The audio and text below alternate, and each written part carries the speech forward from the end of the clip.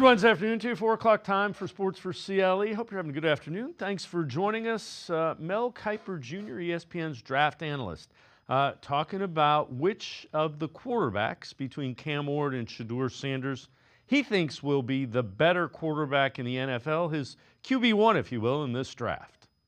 I'm going to go Shedeur Sanders. I'm going to be steadfast in that. I've had him number one, QB1 all along, really since last year, and love everything about the kid. I mean, people say, well, he takes too many sacks. Yes, he has to get the ball out a tick faster, but he dealt with NFL conditions. Shannon, Stephen A., we talk about that. Who had to deal with what you're going to deal with in the NFL, what you're going to have to survive in the NFL? He survived hit after hit. How he did it, I don't know. He was 11 of 13 games this year at 70% or higher. He never completed less than 60% of his passes in a game. And in 2023, when he was getting pounded and getting sacked and getting hit time after time, he was at 69% and change with 27 touchdowns, 3 picks, 4 rushing touchdowns. That's 31-3 touchdown interception ratio. So to me, when you look at Shedeur, accuracy, slip and slide in the pocket. Yes, he can get you a 3rd and 8 first down. People say, well, he's going to run to 4.8. Patrick Mahomes ran 4.8, 4.84. He doesn't have an explosive arm. Neither did Johnny Unitas, Peyton Manning. Okay, we talk about explosive arms. You know, you don't need to have that. Tom Brady, another one, didn't have the explosive arm or explosive legs at 5'2", 440. So you can win in the NFL, win big in the NFL, going about your business like Shedeur Sanders does. The most important thing he said is he's slipping and sliding in the pocket so he can move in the pocket and escape the rush. Lance Zierlein, NFL.com's draft analyst. On Louisville quarterback Tyler Shuck, who's kind of moving up a lot of draft boards. Listen, he's probably the most intriguing quarterback maybe in this entire draft. I mean, we've done Cam Ward a lot. We talked about Shedeur Sanders a lot. But when you start talking about Tyler Shuck, you are talking about a player who probably works from the pocket more professionally than any other quarterback. And that shouldn't surprise you since he's been in college football for 7 years. He came into the same class with Trevor Lawrence. He was a backup for Justin Herbert.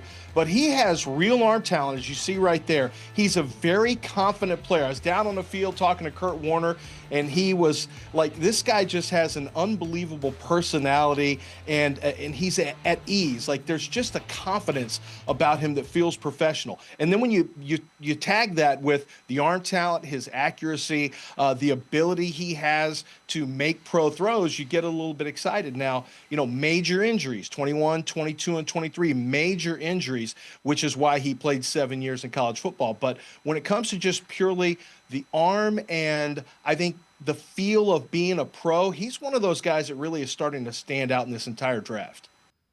Every time I hear 7 years of college football, I kind of chuckle. But ability to move in the pocket, strong arm, ability to throw downfield. Again, those kind of check the boxes of things that tend to translate in the NFL. Tony Grossi from ESPN Cleveland, longtime Browns beat reporter, talking about the chances of the Browns signing Joe Flacco.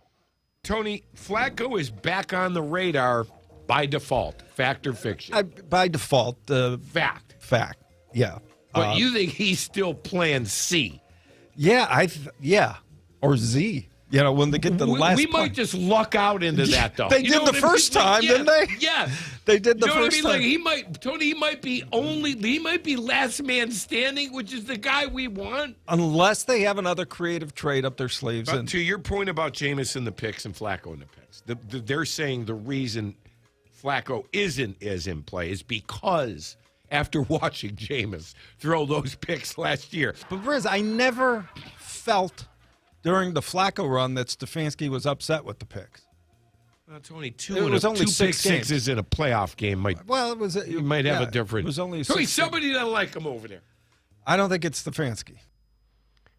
Well, you tend to not mind the picks when you're winning, and when you're losing, the picks become a problem. I feel like Joe Flacco should have that previous performance is not an indication of future performance.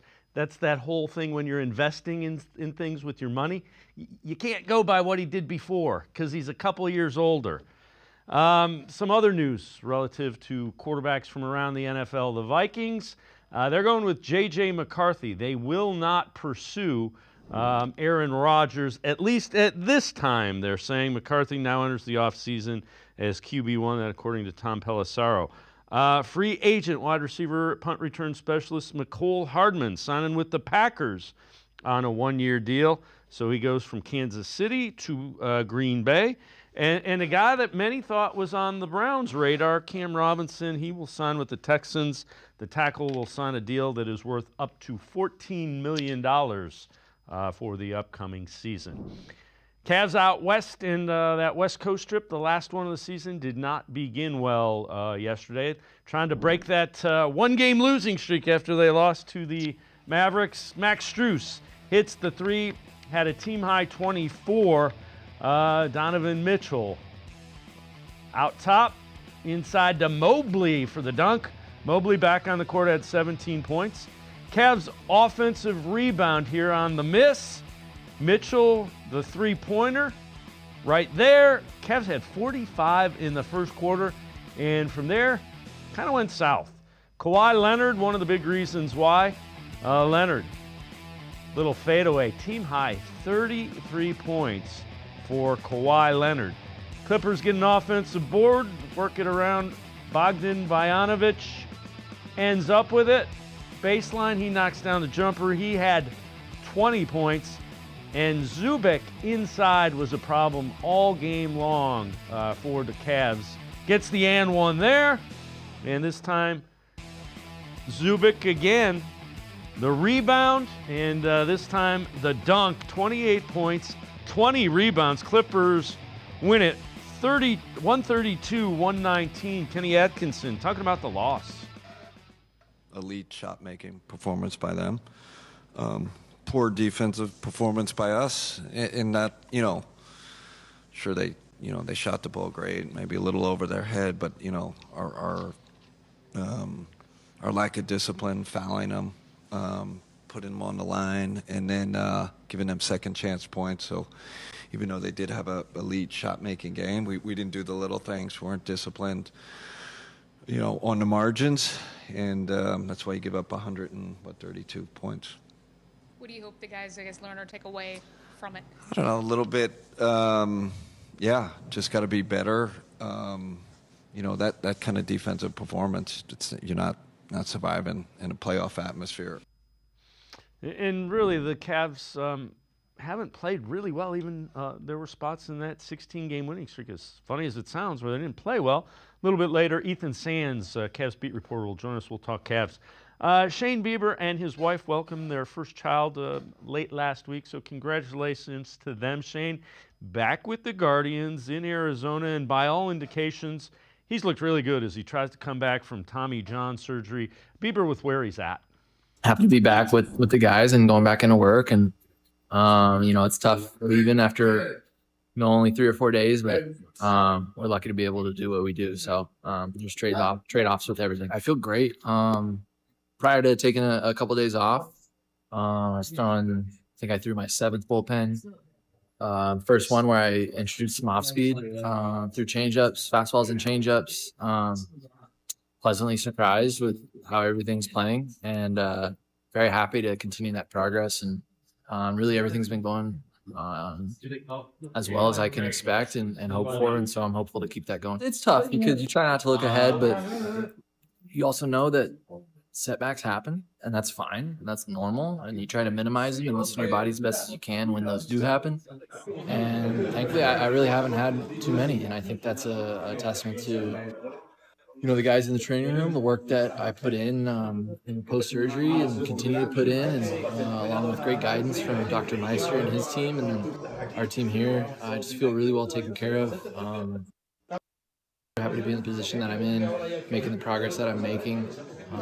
Just trying to put one foot in front of the other, as hard as it is not to look forward and ask for a date of when my first start is going to be. There's a lot of work to be done in front of me, and so just trying to keep my head down.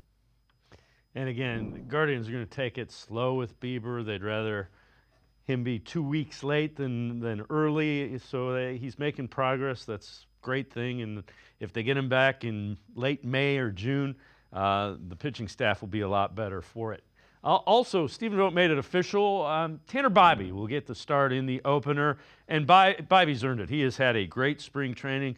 He will take the ball to face the Royals a week from tomorrow. So the opener just a week from tomorrow in Kansas City. It'll be Bybee against Cole Reagans as they take on the Kansas City Royals in Kansas City. We're going to step aside, take a quick time out. Garrett, Bush, up. We were talking Browns. Sports for CLE. We'll be right back. Stay with us. We're out here busting common lottery myths by talking to real players just like you. And you, sir, what's your name? Where are you from? Tom Burrell, Lexington, Ohio. I'm playing Powerball. I use auto pick when I pick my numbers. Do I have better, worse, or the same odds? Same odds. I'd say better. I still think worse. Same odds. He's got it. It's the same. Auto pick, numbers you pick, same odds. Either way, he has it. He has it, folks. He already knows. You can learn more by going to ohiolottery.com/knowtheodds.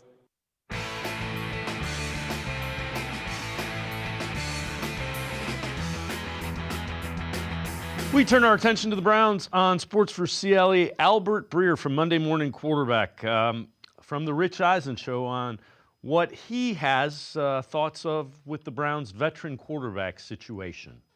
Russell Wilson was in there at the end of last week. The Cousins thing is interesting because he wants out.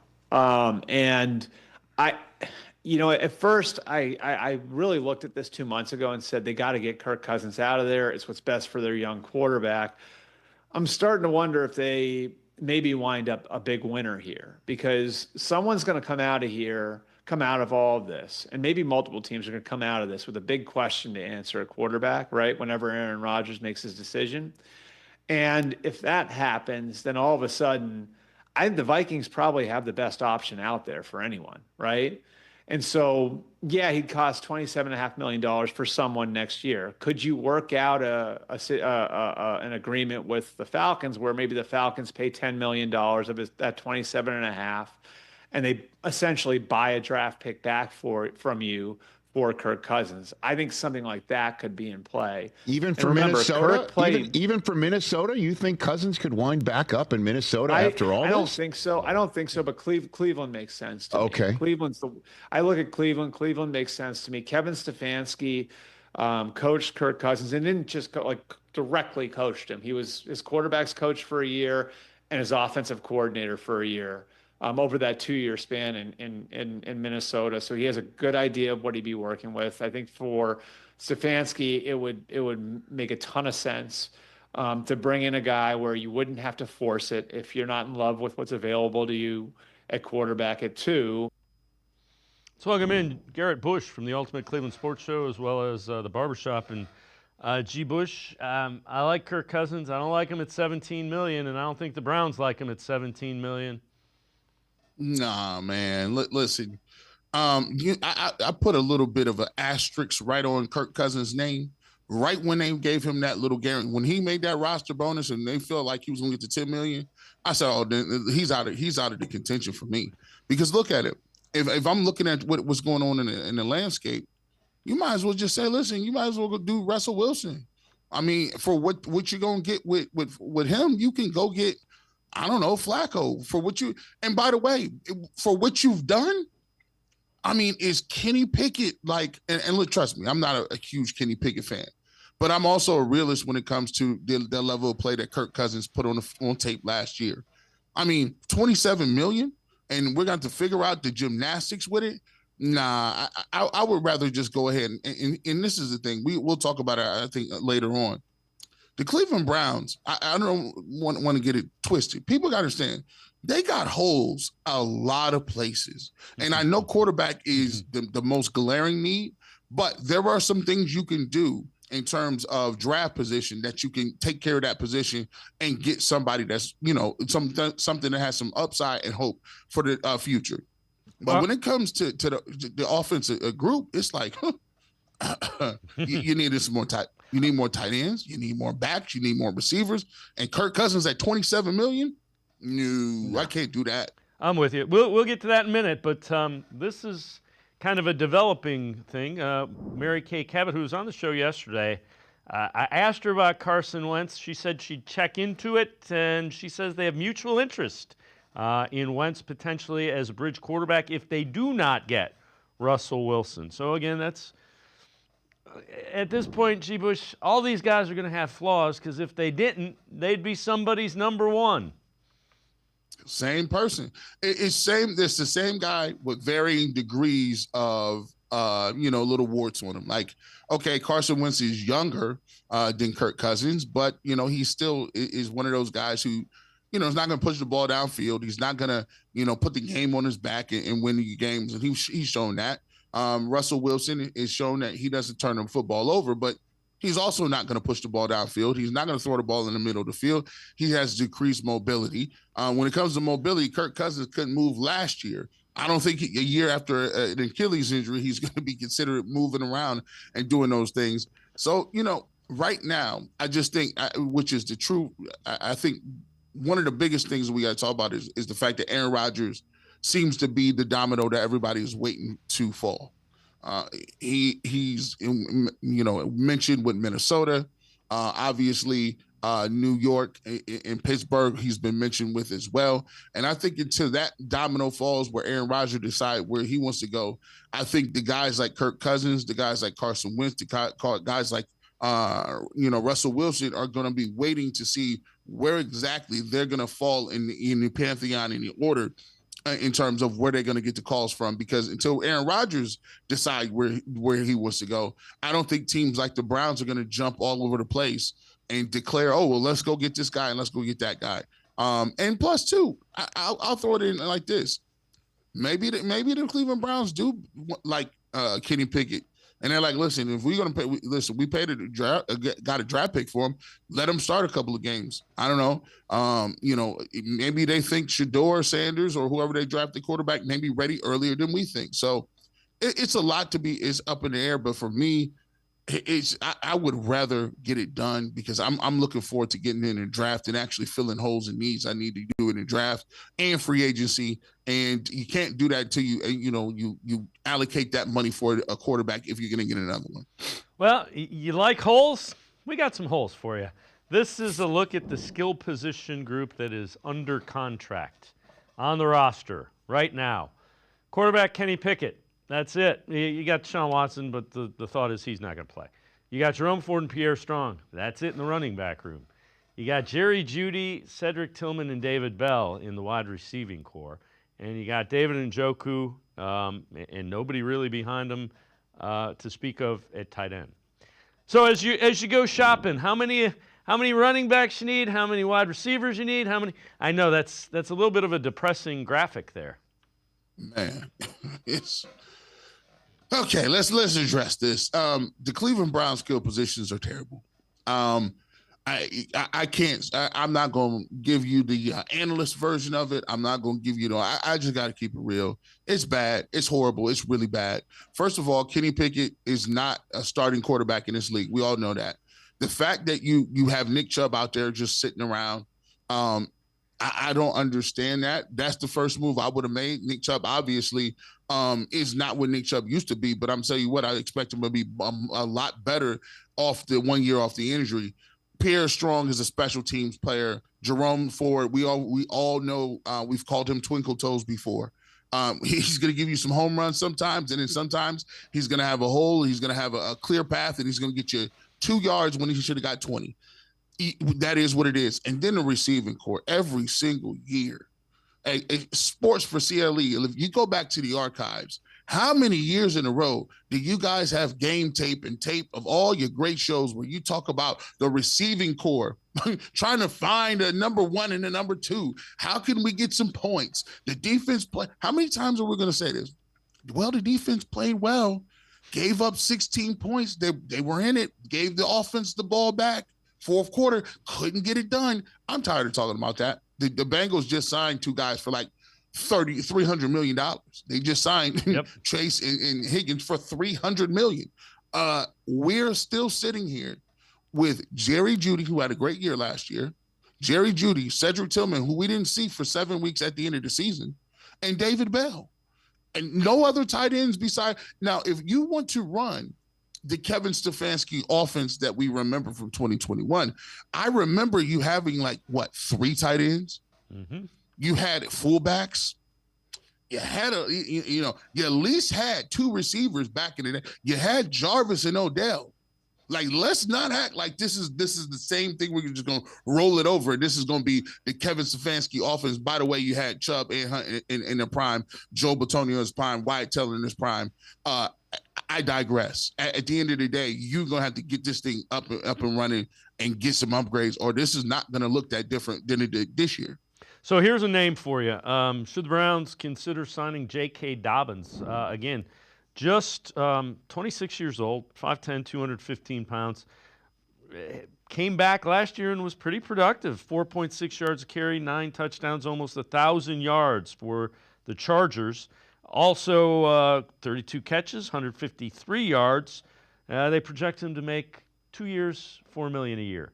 I think if that's what it's going to cost, go get me him. And then go get me another one in the draft. Yeah, this not difficult. I'm looking at you say J.K. Dobbins. I'm like, well, let me think. I got Pierre Strong, and I got Jerome Ford. Let me think.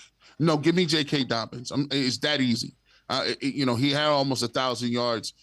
You coming off injury. He didn't get injured this year. He'll be better than he was last year. He'll get an opportunity to train and rehab and get some of that explosiveness back. Of course, give me J.K. Dobbins. Like, anybody but the two guys we got right now. Because I'm going to just be honest with you. That is not that is not a starting backfield that is going to run ball control, play action. Like, those two guys are not it. Like, I don't know if people don't realize that that's not what Jerome Ford is an outside zone type guy. Let me get outside to see if I can, break a long one. But in terms of running between the tackles and you want to run play action off that is not what his strong suit is. So J.K. Dobbins, if he's available, yes, give me him. Hey, Nick Chubb, where you at? Give your boy a call or something, because look, it look like ain't nobody gonna get you. Come on back and we figure something out. But they need a couple running backs too. G. Bush and I are going to step aside, take a quick timeout. Other side of the break, we'll head to the voicemail of Truth and Reason, talk a little bit about the draft. Sports4CLE. I'll be right back. Come back to go forward. Back to learning new things. Back to pursuing your dreams. Tri-C has flexible learning options to fit your life. And every year, more than 1,000 local companies provide Tri-C students with real-world learning. The right education can boost your lifetime earning power by hundreds of thousands of dollars. Start now with a college education you can afford. Tri-C, where futures begin.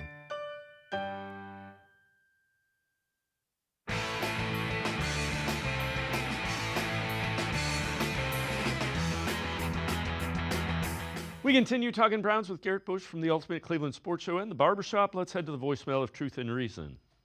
Hi, guys. Love the show. A little bit up in arms about the quarterback situation at this point, too, as is all Cleveland fans. Potential trade. I know everybody's doing it this time of year. How about if Cam Ward goes number 1, Cleveland trades back from 2 to 4 with New England and picks up Joe Milton? Is that a viable option? What do you guys think about that? Thank you. As always, appreciate all of the voicemails. G. Bush, I don't know that the Patriots would be interested in popping up to 2. I guess it depends on what the Browns plan on doing. If you plan on taking Shedeur Sanders at 2 if Ward's gone, I don't think you make that trade. No. Joe Milton is a nice little. I think I saw on the internet they talked about on Twitter. Somebody said they were looking for a 3rd round pick or something like that.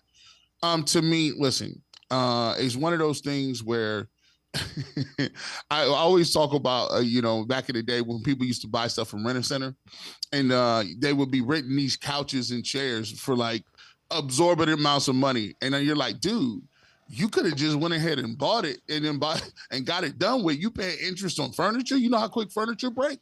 I think the Cleveland Browns is not interested right now on taking somebody else's used furniture. Not saying Joe Milton is used furniture. What I'm saying is, that's kind of a high price to be paying for a guy that they got in the 4th, 5th round. They're going to move up that many picks. You're going to trade for Joe Milton, and you didn't put your stamp on him. I think the Cleveland Browns want to have their own stuff at this point. Yes, if it's going to be a bridge quarterback. Yes, if it's going to be somebody who's older that's going to play a couple of years, that's fine. But the Cleveland Browns need to do this. And I know people don't want to hear it, and they just got to hear it. At some point in time, you're going to have to stand on the podium, turn the pick in, and then stand on whatever you chose at quarterback. I know it's scary. I know that you haven't done a good job at it before, and I know what it means to have your feelings wrapped up and involved with a quarterback that may not work out. We've been there with Johnny. We've been there with Baker. We've been there with Brandon Weed, and we've been there with Colt McCoy and all the rest of the names, right? But guess what? That's the way the thing works. You got to stand up there. If you like Shedeur Sanders, take him at 2, develop him, and see where it leads to. But other than that, it's not going to work if you want to just, hey, let's go get somebody else's project that didn't work. Hey, they got Drake May and Joe Milton. Think about it. So they are so good that they got Drake May and hit, and then got Joe Milton and hit on that too.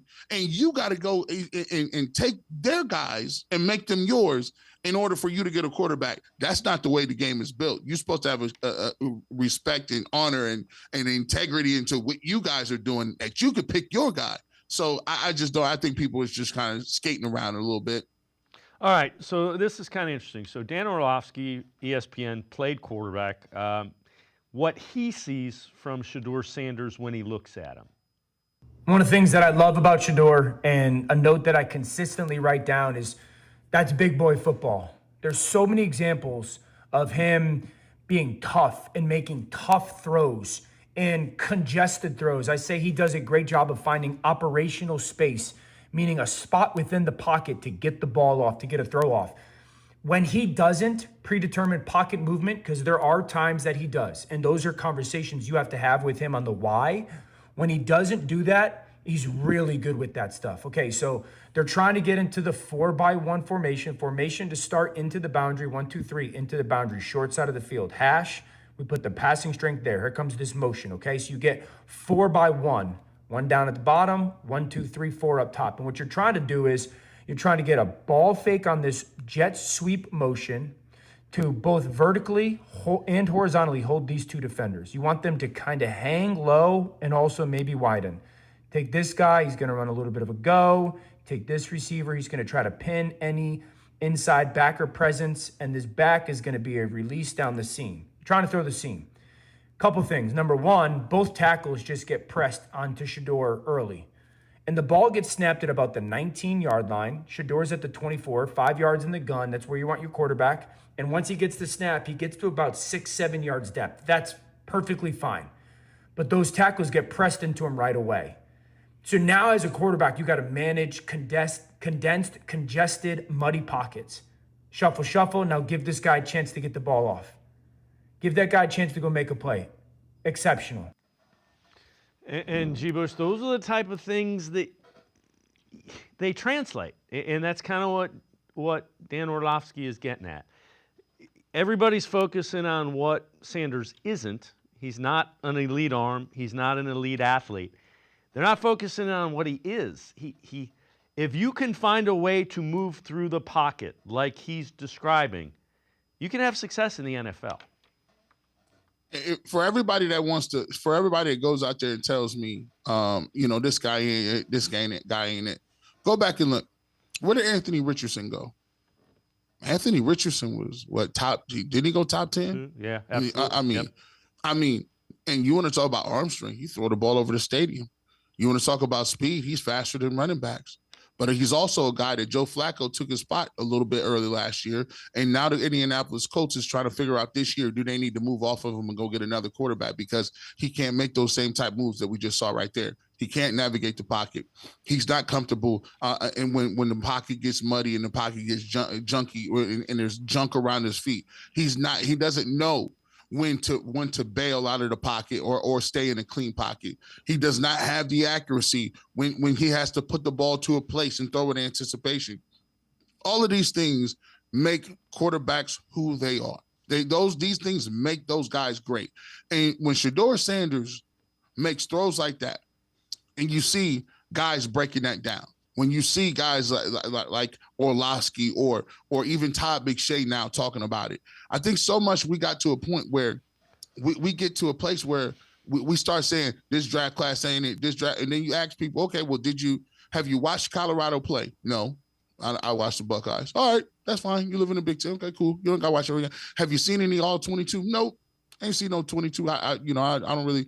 I'll be watching the Browns on Sunday. Okay, well, why do you believe that this quarterback class is so bad if you've never seen a guy play and you've never seen it tape? Well, the consensus is no, I'm not doing that no more, because the consensus was that Jalen Hurts was not going to take anybody to a playoff. I heard Todd McShay say it. Shout out to him. I've heard people say Lamar Jackson should be a receiver. I've also heard people say, hey, Patrick Mahomes is going to need the most work out of any quarterback when they took him in the draft, I believe at 11. Look, there are some good things that you can see from him on tape.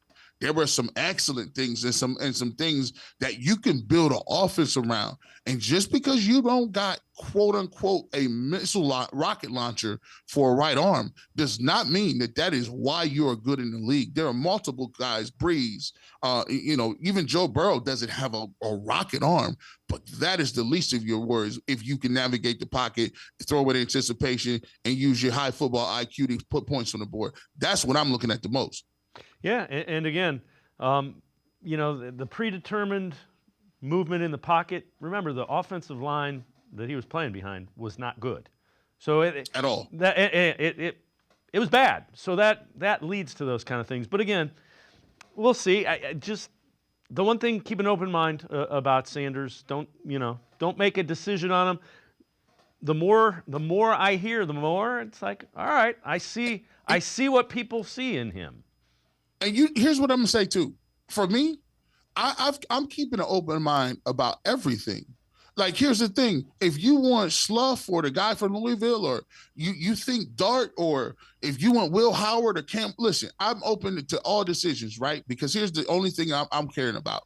I care about the Cleveland Browns making an evaluation based on what they think is best at that quarterback position, addressing it, standing on it, and then putting all their attention and effort into making that guy the best he can be for the Browns, whoever that is. I just want them to stand there, deliver, and take it, because they're going to be judged on what they do with whoever they take. If it's Shator, if it's Abdul Carter, if you do it, you better make sure it works. That's all I care about. Yep, and you're absolutely right. They will be judged on this draft. They got to get it right. G. Bush, as always, great stuff. Appreciate the time and the insight. Thanks very much. Appreciate it. G. Bush, make sure you check him out. Ultimate Cleveland Sports Show, as well as The Barbershop. Always really good stuff. We're going to step aside, take a quick time out. We continue talking Browns on Sports4CLE. Stay with us. The Ohio Lottery Partners in Education program is dedicated to recognizing exceptional students, teachers, and schools throughout Ohio. Scan the QR code on screen to nominate students and teachers as Academic All-Stars and Teachers of the Month. They must be currently enrolled or teach in grades K through 12. Is your K through 12 school developing students' literacy skills to achieve success in reading? If so, you can nominate your school for the School of the Year. Students can win $100, teachers can win $500, and schools can win $2,500. Scan the QR code, fill out the forms, and nominate deserving students, teachers, and schools today.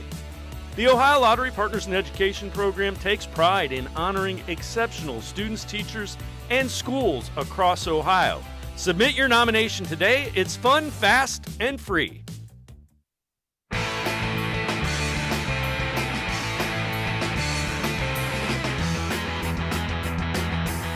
We continue talking Browns on Sports4CLE. Let's head to the voicemail of Truth and Reason.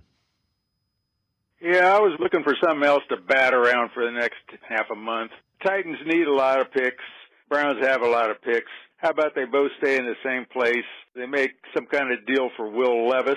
Okay, so they'd have Levis and the guy from Pittsburgh, and we take Shador. You got a lot to work with there. The Browns like those failed first-rounders. Just a thought. Thanks. Bye. As always, appreciate all the voicemails. Let's welcome in Damon Wolfe from Dawgs by Nature. And Damon, there's no wrong answers. Will Levis is too young.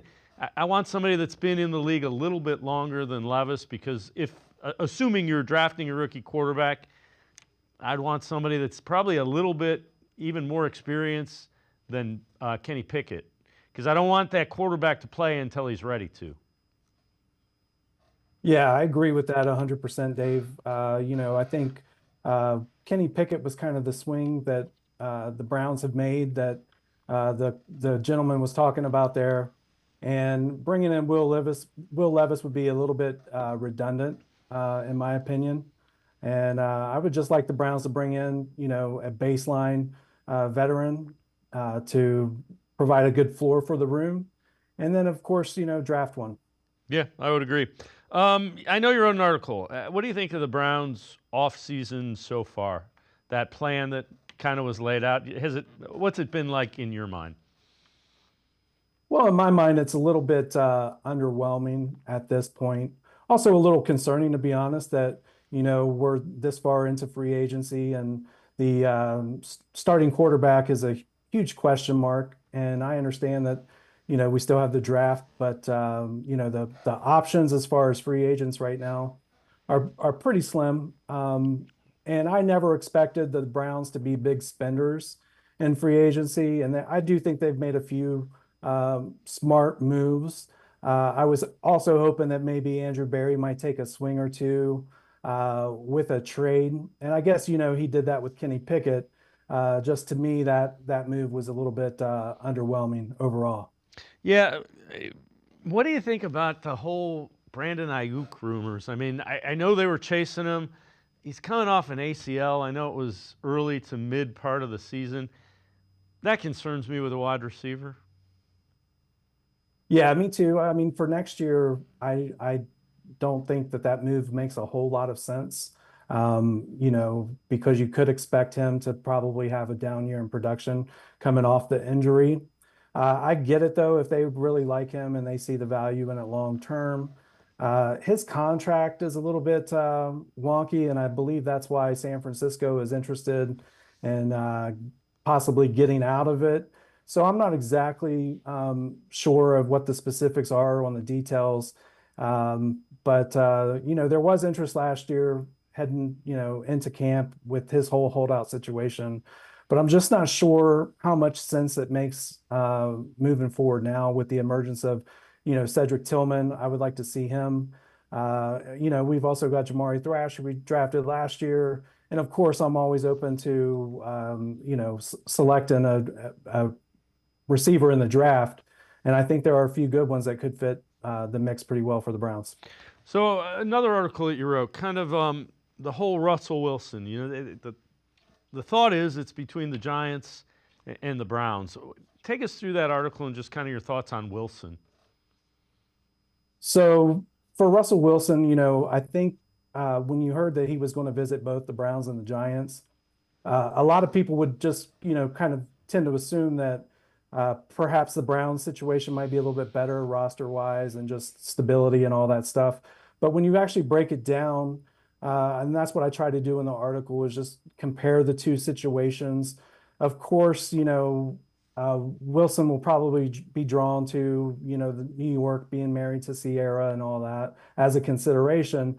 But, from the coaching staff of Brian Daboll and Joe Shane, the general manager, they're also in a similar position as Andrew Berry and Kevin Stefanski, a little bit on the hot seat. So they need to produce. They have a nice weapon with Malik Neighbors, and the Browns have Jerry Jeudy. David Njoku at tight end gives the Browns a little bit of an advantage as far as skill players go. But at the end of the day, when you bring in a quarterback like Russell Wilson, you want to play smart football, cut down on the turnovers, be efficient, all of those things that have made him successful over his career. And I think both teams would be able to provide him that with the defense. I think they made a couple of moves in New York in the secondary that will elevate their defense a little bit. So at the end of the day, I think that this is a very, very, closer competition than most would think. Yeah, the one thing is I'm sure the Browns don't have as much money to spend as the Giants, just relative to the salary cap because of the Watson contract. The other thing, when you look at what I'm sure Kevin Stefanski is looking at, I need a quarterback that's not going to turn the ball over, because they haven't had that the last 2 years. Even the year they won 11 games, they had a boatload of turnovers and overcame them. Yeah, for sure. And, that would be the benefit to bringing in a quarterback like Russell Wilson. The thing that I think the Browns also have to consider is, and they need to get really clear about, and I'm sure they're having those conversations in Berea right now, is what they actually want to do in the draft and what they're hoping will happen in the draft. Because if you do bring in Russell Wilson, let's say versus a Carson Wentz, who has been reported as, mutual interest today, is that you're kind of making a commitment to Russell Wilson that, he would go into the season as the presumed starter. Yeah, without question. And, that could end up signaling that maybe they aren't taking a quarterback at 2. And all that stuff will have to play out without question. Damon Wolfe from Dawgs by Nature and I are going to step aside, take a quick timeout. Other side of the break, back to the voicemail of Truth and Reason. We'll talk a little bit more about the draft. Sports4CLE, be right back. Stay with us. We're out here busting common lottery myths by talking to real players just like you and you. If an Ohio Lottery scratch-off game has 1 in 4 odds, that means if I were to buy 4 tickets in a row, I'm guaranteed to be a winner. True or false? I'm going to say true. Oh, that's false. You're right, it's false. The jackpot for the Mega Millions is at its highest it's ever been before. I now have worse odds. True or false? True. False. False? That is exactly right. You can learn more by going to ohiolottery.com/knowtheodds.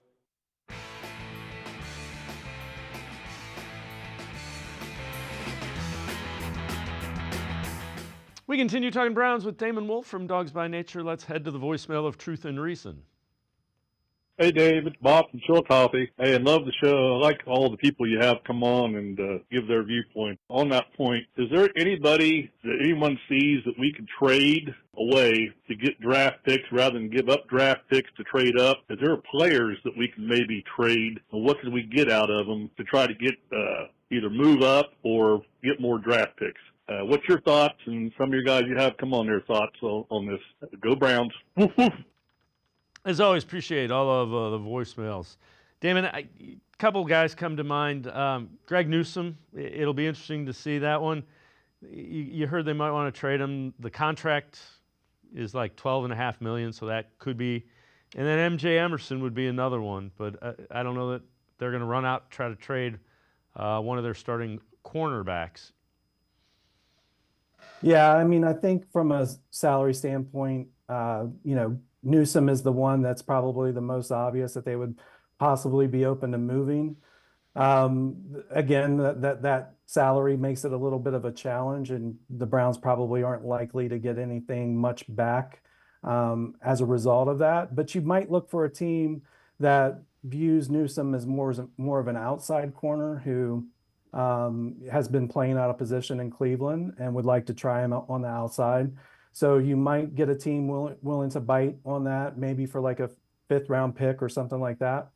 When it comes to M.J. Emerson, he is somebody that I would consider being of interest to other teams around the league based on, his first 2 seasons. Last year, he took a little bit of a dip, but, not exactly sure what he was dealing with last year. If maybe he had some nagging injuries that limited his performance on the field.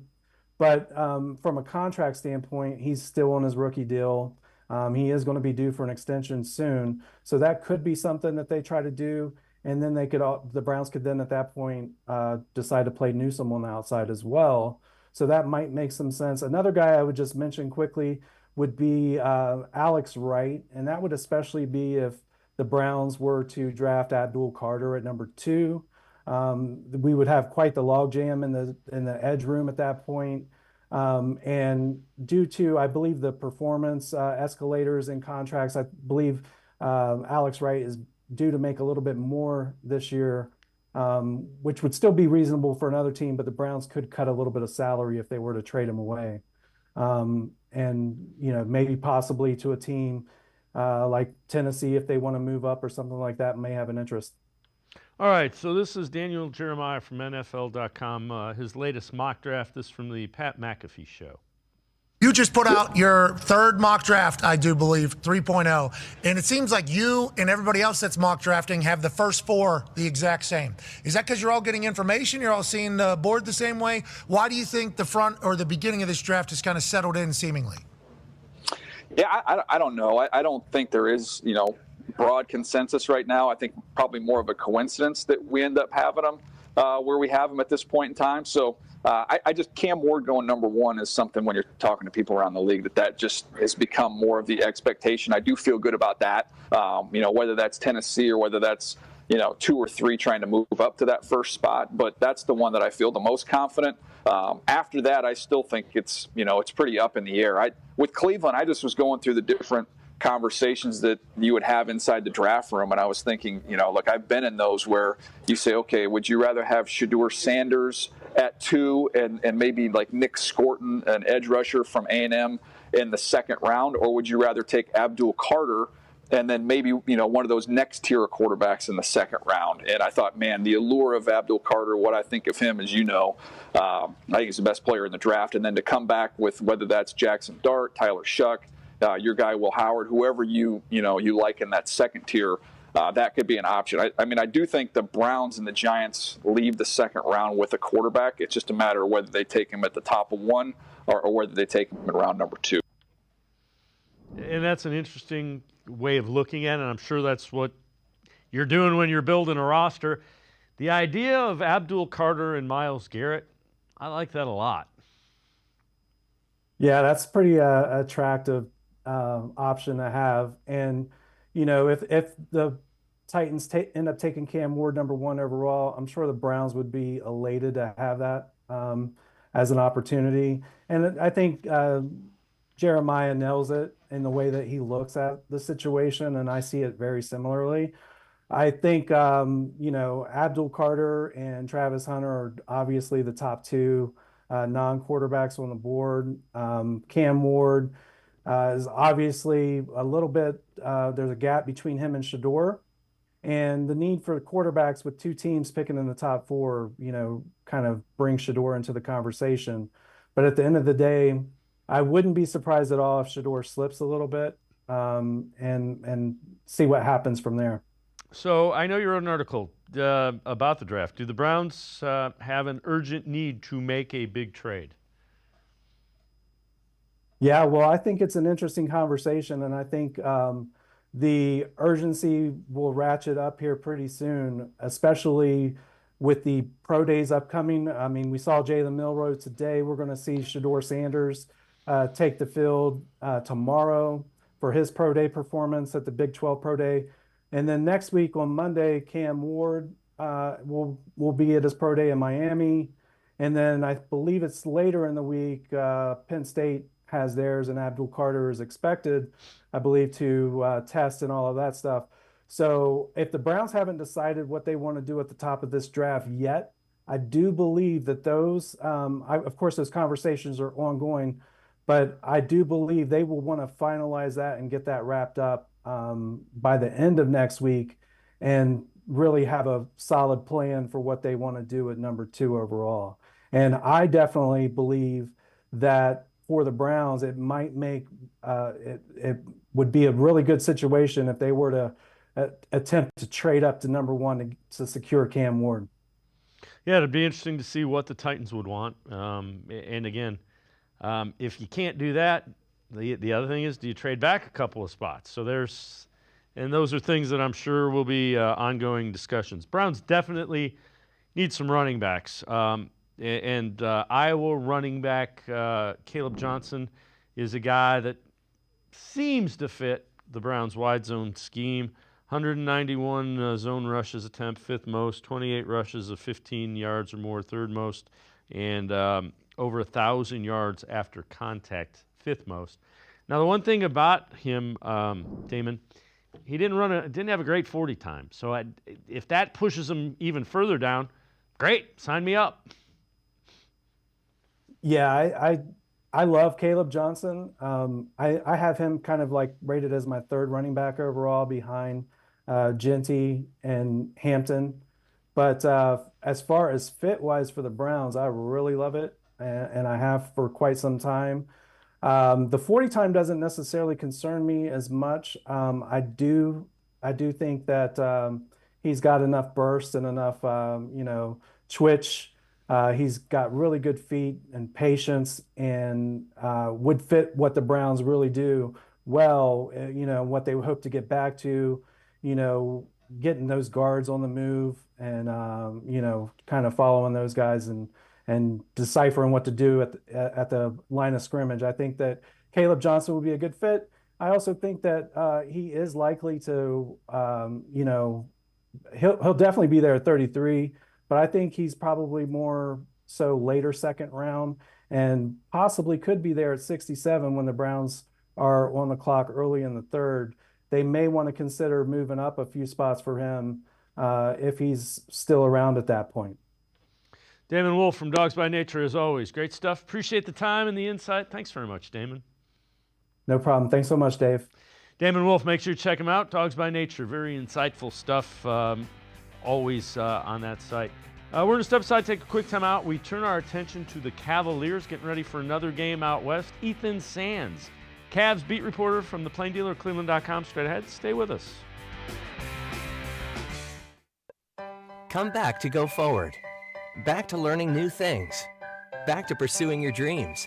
Tri-C has flexible learning options to fit your life. And every year, more than 1,000 local companies provide Tri-C students with real-world learning. The right education can boost your lifetime earning power by hundreds of thousands of dollars. Start now with a college education you can afford. Tri-C, where futures begin. We're out here busting common lottery myths by talking to real players just like you. And you, sir, what's your name? Where are you from? Tom Burrell from Lexington, Ohio. I'm playing Powerball. I use auto pick when I pick my numbers. Do I have better, worse, or the same odds? Same odds. I'd say better. I still think worse. Same odds. He's got it. It's the same. Auto pick, numbers you pick, same odds. Either way, he has it. He has it, folks. He already knows. You can learn more by going to ohiolottery.com/knowtheodds.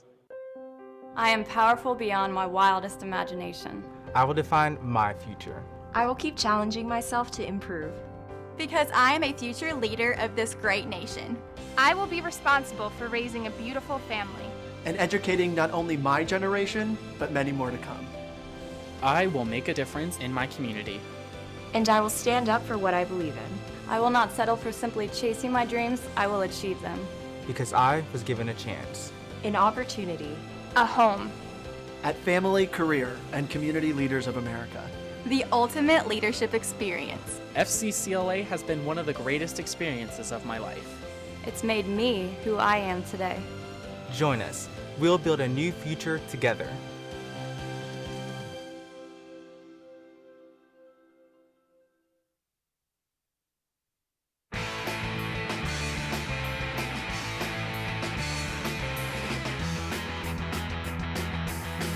We turn our attention to the Cavaliers on Sports4CLE. They're out west, continuing that West Coast swing, their last of the season. They face the Sacramento Kings tonight, and they will do so without Darius Garland. Ethan Sands saying that he's getting a day of rest. Again, they're trying to end what is a two-game losing streak. Now let's welcome in Ethan Sands. So, Ethan, I know you've been impressed with Darius. At this point of the year, they're just trying to get everybody a little bit of rest, make sure nobody's worn down as they get ready for the playoffs. Just trying to make sure everybody's as healthy and at the top of their game when it comes down to the playoffs.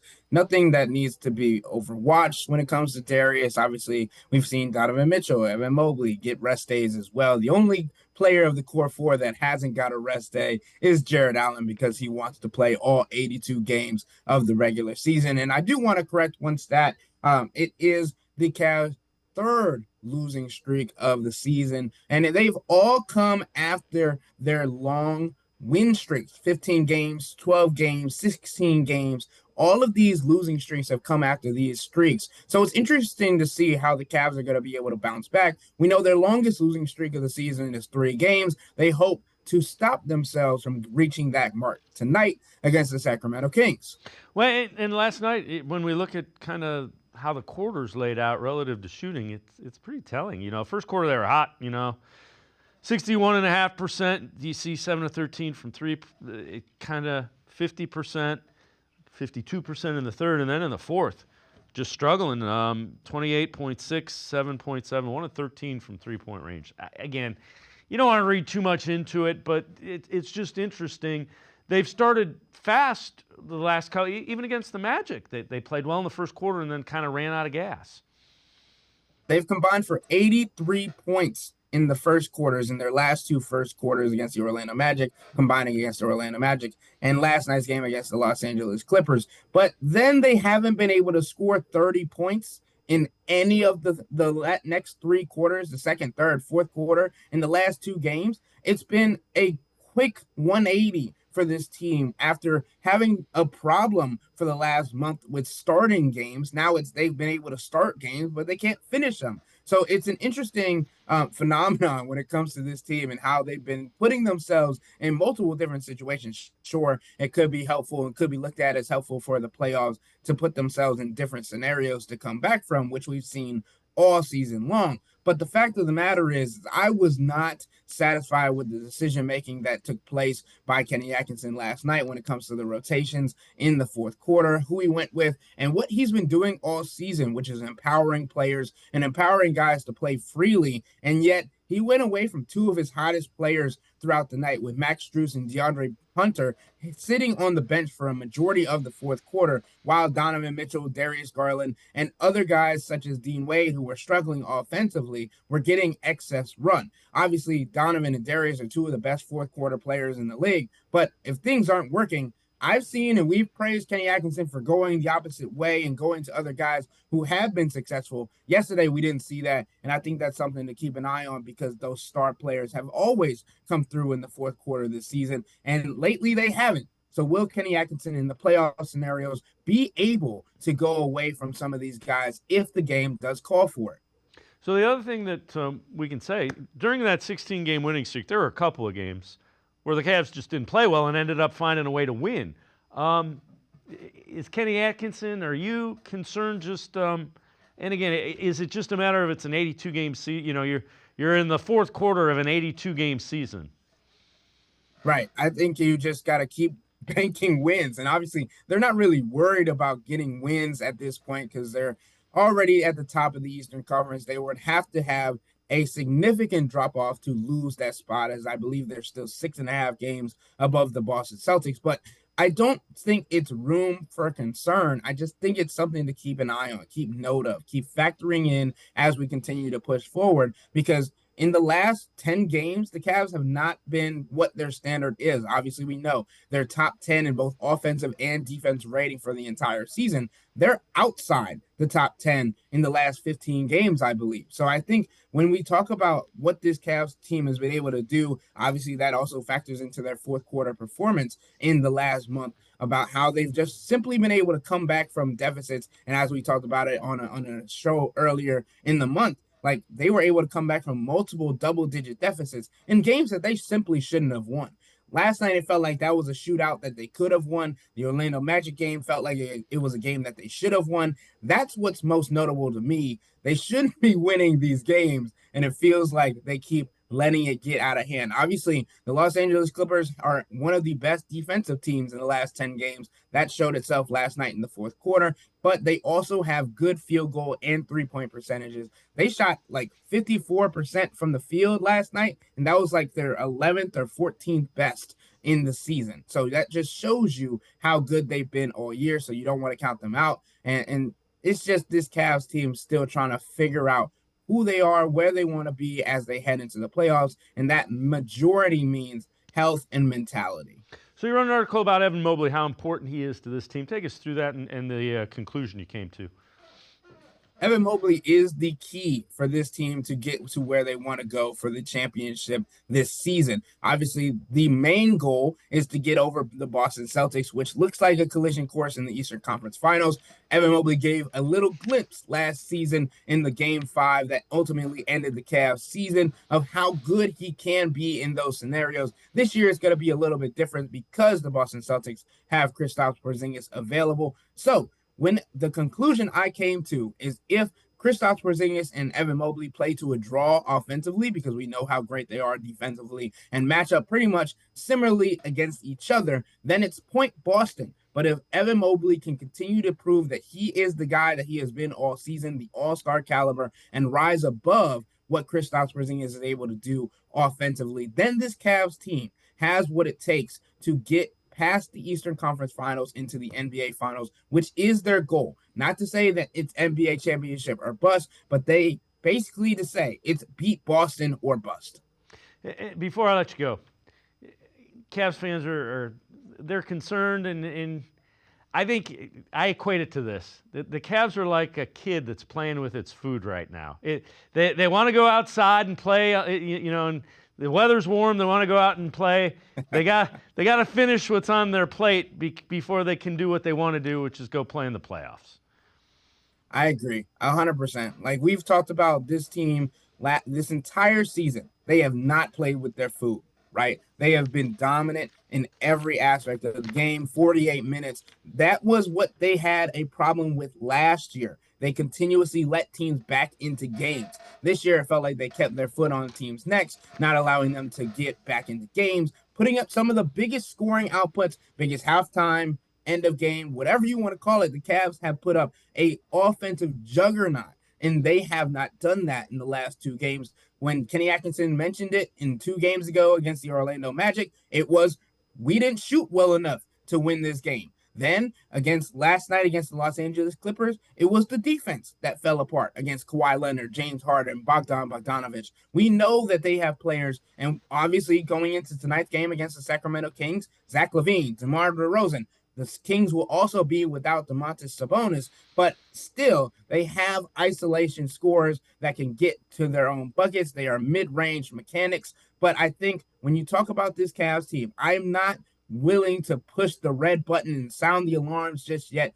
They're 56-12, ladies and gentlemen. They are one of the top teams in the league. They have the top record in the NBA, tied with the Oklahoma City Thunder now. I just think you got to sit back, enjoy the ride, and hope that this Cavs team clicks back into the team that we've seen them be all season long.